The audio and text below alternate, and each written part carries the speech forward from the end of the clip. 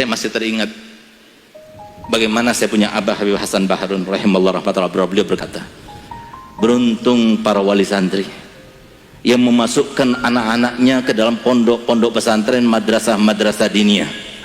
Kenapa? Dia sudah memulai tahapan menggembirakan Nabi Muhammad. Kalau sudah berhasil anaknya menjadi seorang ustadz, seorang da'i, apa yang dilakukannya? Kata saya punya Abah, demi Allah, nanti ketika meninggal dunia wali santri itu akan dipeluk dan disambut oleh Nabi Muhammad. Satu lagi saya punya ayah berkata begini, Segaf, kalau seumpama ada satu orang datang dengan dunia dan seisinya untuk menggantikan posisi saya sebagai seorang ustadz, sebagai seorang da'i, sebagai seorang mudirul ma'had, demi Allah saya tidak akan jual. Kenapa? Karena Nabi Muhammad seorang Nabi yang pernah bersabda dalam hadisnya, ana khairu mukafi, aku ini adalah manusia paling pandai membalas jasa. Fa in ahsana adukum ila ahadin falam yukafi'u fa ana ukafi'u yaumil qiyamah.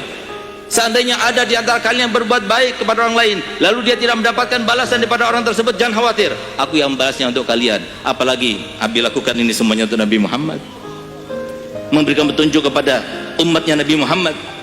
Sehingga ada seorang arif billah di akhir zaman ini, beliau berkata, beruntung kepada kita, sebagaimana tadi saya katakan oleh Allah Haddad, bahwasanya setiap orang punya modal, paling tidak dengan niatnya. Oleh karenanya yang menjadi pengusaha, carilah uang untuk Rasulullah. Yang jadi pejabat, gunakan jabatannya. Setiap hari keluar dari rumahnya, saya akan gunakan jabatan ini untuk mengayomi umatnya Nabi Muhammad. Yang nggak punya apa-apa, gunakan kesempatan untuk berdoa supaya mendoakan umatnya Nabi Muhammad. Dengan cara seperti itu, setiap hari Kamis semua apa yang kita lakukan disodorkan pada Muhammad, sehingga Nabi Muhammad akan membalasnya secepat mungkin. Sehingga apa, saya punya ayah berkata, kalau seumpama Nabi Muhammad berkata begini kepada orang lain yang berbuat baik kepada orang lain lalu tidak mendapatkan balasan, maka bagaimana dengan kita yang berbuat untuk Nabi Muhammad?